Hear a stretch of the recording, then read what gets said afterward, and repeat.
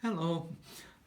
I would like to read a couple of verses from Psalm 37, the verses 23 and 24. And they are these.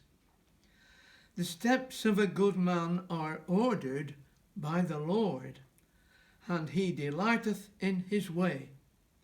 Though he fall, he shall not be utterly cast down, for the Lord upholdeth him with his hand.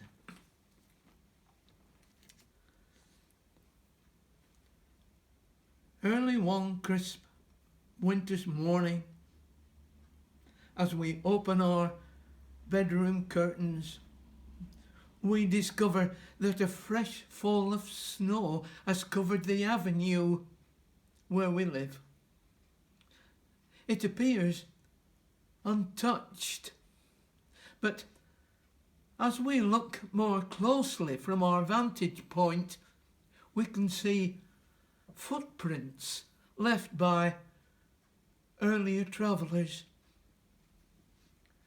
First, the footprints of trust. Now here is a set of adult footprints with a smaller set by the side. Perhaps those of a young mother taking her toddler to a childminder before she goes off to work. And judging by the closeness of those two sets of footprints, mother and child were walking hand in hand. You know, Jesus said, I am with you always.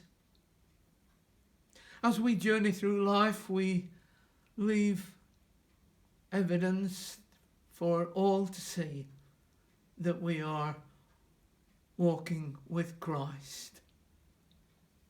I am trusting thee to guide me.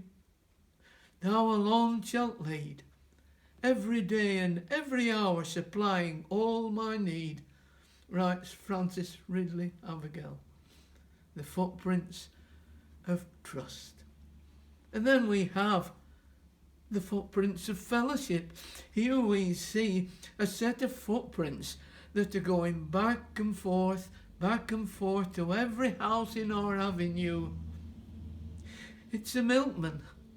He has been up early, making his daily deliveries, and for someone, he will be their only visitor that day.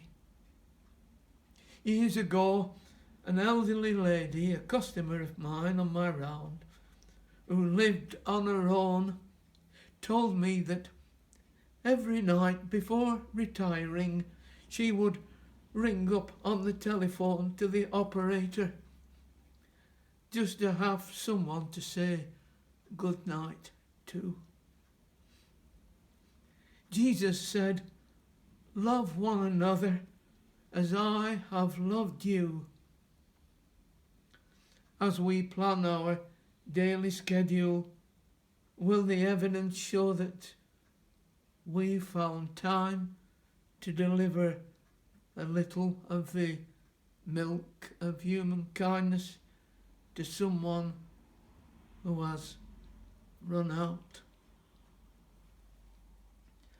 The road outside our bungalow is a 20-mile-an-hour zone. And some time ago, a council van turned up and a workman put up a notice right outside on our lamppost and it said in big letters, let's look out for each other. Yes, it's still there today, just through the window. Let's look out for each other. Thirdly, there's the footprints of the overcomer. The footprints of the overcomer. Here we notice that these footprints are slightly different, for they are accompanied by a small round hole. Someone has passed this way, walking with the aid of a stick, determined to overcome and not be overcome by their infirmities. and looking at their footprints, we don't know how painful it was for them to make their way along the avenue. But listen, Jesus does. Jesus does. I remember asking an aged member of our church congregation who always experienced difficulties getting up the church steps.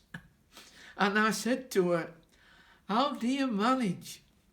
And she replied, "I send my heart in first, and my old legs follow on."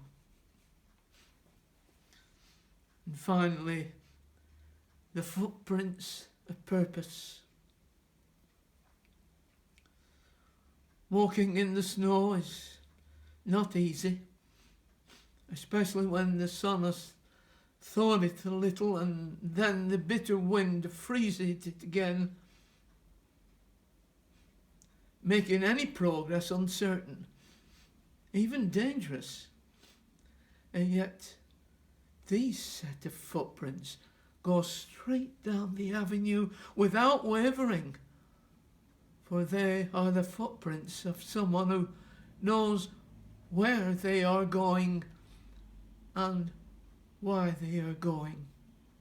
Oh, what impression are we making on others as we walk down the path of our lifetime? Finally, let us remind ourselves of our text once more. The steps of a good man are ordered by the Lord, and he delights in his way. Though he fall, he shall not be utterly cast down, for the Lord upholds him with his hand. Go safely, go with God. Amen.